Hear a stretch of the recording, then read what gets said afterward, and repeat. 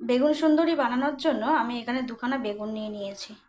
এই বেগুনগুলোকে আমি লম্বা লম্বা করে কেটে নেব। বেগুনগুলোকে আমি ঠিক এইভাবে লম্বা লম্বা করে কেটে নিয়েছি। তো দুটো বেগুন নিয়েছিলাম, তো সেই বেগুনগুলোকে আমি লম্বা লম্বা করে কেটে নিয়েছি। তারপরে বেগুনগুলোকে কেটে নেওয়ার পরে আমি এখানে একটু সল্ট দিয়ে আর একটু হলুদ দিয়ে বেগুনগুলোকে হালকা ফ্রাই করে নেব। এইভাবে প্রত্যেকটা বেগুনের গায়ে আমি নুন হলুদ মাখিয়ে নিয়েছি।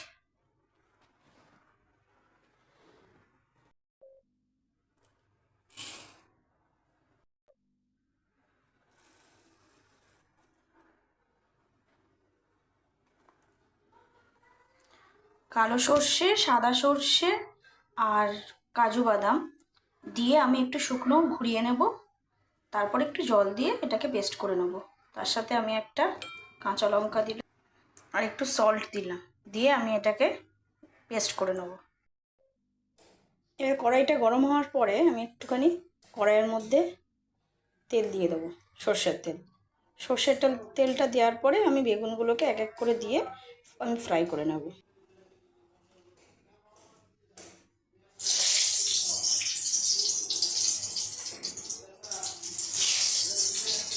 এইভাবে হালকা লাল লাল করে আমি বেগুনগুলোকে ভেজে নিয়েছি। এবার এগুলোকে তুলে ফেলবো। দেখো হালকা লাল লাল করে ভাজা হয়ে গেছে, আমি এগুলোকে তুলে ফেলছি। দেখো বেগুন ভাজার পরে যে তেলটা রয়ে গেছে সেই তেলের মধ্যে আমি একটু কালো জিরে দিয়ে দিলাম, ফোড়নে দিয়ে দিলাম, দিয়ে কেটে রাখা পেঁয়াজ দিয়ে দিলাম।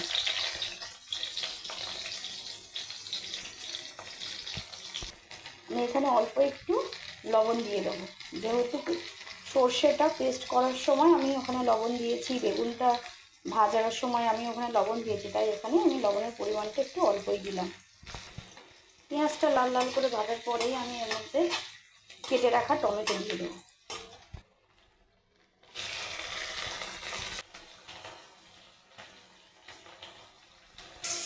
এটার মধ্যে আমি একটু হলুদ গুঁড়ো দিয়ে দিলাম, একটু জিরে গুঁড়ো দিয়ে দিলাম, আর কালারটা সুন্দর হওয়ার জন্য একটু কাশ্মীরি লঙ্কার গুঁড়ো দিয়ে দিলাম। এবার এর সাথে আমি একটু জল অ্যাড করে আমি ভালো করে এটাকে কষিয়ে নেব। অল্প একটু আমি চিনি অ্যাড দিয়ে দিলাম, দিয়ে মশলাটাকে ভালো করে কষাবো।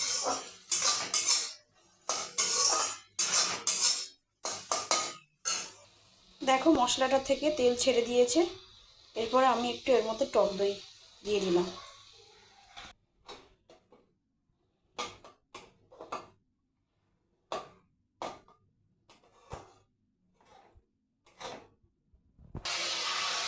টক দইটা দিয়ে মশলাটাকে আরও বেশ কিছুক্ষণ ধরে আমি মশলাটাকে রেডি করে দিলাম। দেখো রেডি করার পরে দেখো তেলটা ছেড়ে দিয়েছে, টক দই থেকে মশলা থেকে তেলটা ছেড়ে দিয়েছে। এরপরে আমি যেটা করব সেটা হচ্ছে সর্ষে যে পেস্ট করে রেখেছিলাম, সর্ষে, কালো সর্ষে, সাদা সর্ষে, বাদাম, কাজু বাদাম, যেগুলো যে পেস্ট করে রেখেছিলাম আমি সেটা দিয়ে দেবো। দিয়ে ভালোভাবে নাড়িয়ে চাড়িয়ে আমি যে বেগুনগুলো আমি আগে ভেজে রেখেছিলাম সেই বেগুনগুলো আমি দিয়ে দেবো এটার মধ্যে এক এক করে। দেখো এইভাবে আমি সমস্ত বেগুনগুলো আমি দিয়ে দিয়েছি।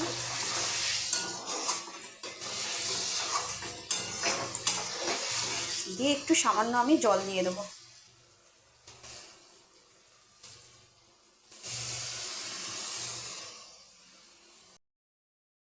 দেখো আমি এটাকে লো ফ্লেমে এটাকে রেডি হতে দিয়েছিলাম, অনেকটাই জল কমে গেছে। তো এরপরে আমি যেটা করব, ধনে পাতা গরম মশলা দিয়ে আমি এটাকে নামিয়ে নেব। দেখো এরপরে আমি যেটা করছি, একটু গরম মশলা দিয়ে দিচ্ছি, একটু ওপর দিয়ে ধনে পাতা ছড়িয়ে দিচ্ছি।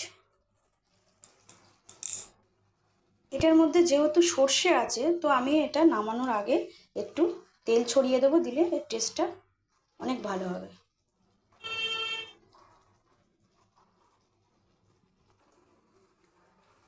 দেখো একদম রেডি হয়ে গেছে বেগুন সুন্দরী।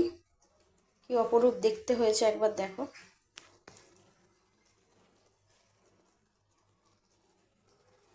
রেডি হয়ে গেল আমার বেগুন সুন্দরী।